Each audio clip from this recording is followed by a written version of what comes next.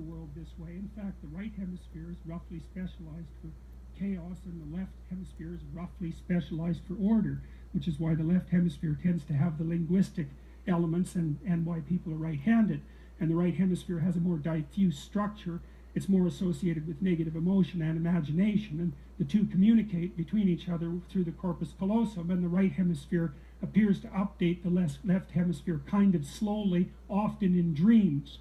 And so if you're hurt, if your right hemisphere is hurt, for example, back here in the parietal lobe, then you lose the left part of your body. You can't move it anymore, but you also lose the idea that you have a left part of your body.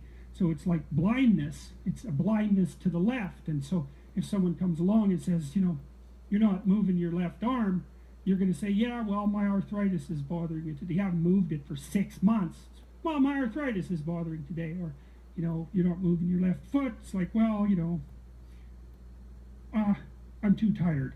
Well, what's happened is the left hemisphere has a representation of the body, and it's not being updated because the part of the brain that would notice that the left is gone because of a stroke, it isn't there anymore.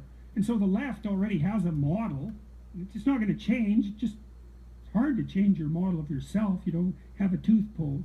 What happens? It's like your damn tongue is in that hole for the next 6 months, fiddling around constantly, and that's because you're rebuilding your neurological model of your body. It's like, try that with your whole left side and see how well you do.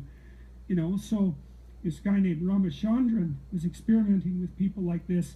And one of the things he did was he was checking their balance, and you can do that by irrigating the ear with cold water, and that makes people go like this, makes their eyes move back and forth because it upsets the vestibular system. And what he found was that if he poured cold water in the left ear of someone with right parietal damage who had left neglect, that they'd all of a sudden sort of wake up. Catastrophically, they'd have a terrible reaction to the fact that they were paralyzed on the left, and they would know that it had happened and cry and, you know, emit all sorts of distress, and no wonder.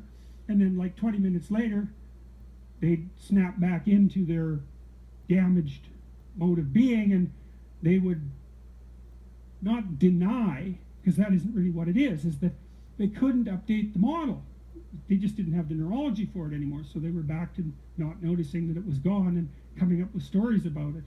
And so, well, so that's a good example of how the right and left hemispheres work together and how they're kind of mapped onto this, weirdly enough. So, you know, we're adapted to the meta-reality, and so what that would be is we're adapted to that which remains constant across the longest spans of time. And that's not the same things that you see flitting around you day to day. Those are they just like clouds. They're just evaporating, you know. There's things underneath that are more fundamental, realities, like the dominance hierarchy, like the tribe, like the danger outside of society, like the threat that other people pose to you and that you pose to yourself. Those are eternal realities, and we're adapted to those. That's our world, and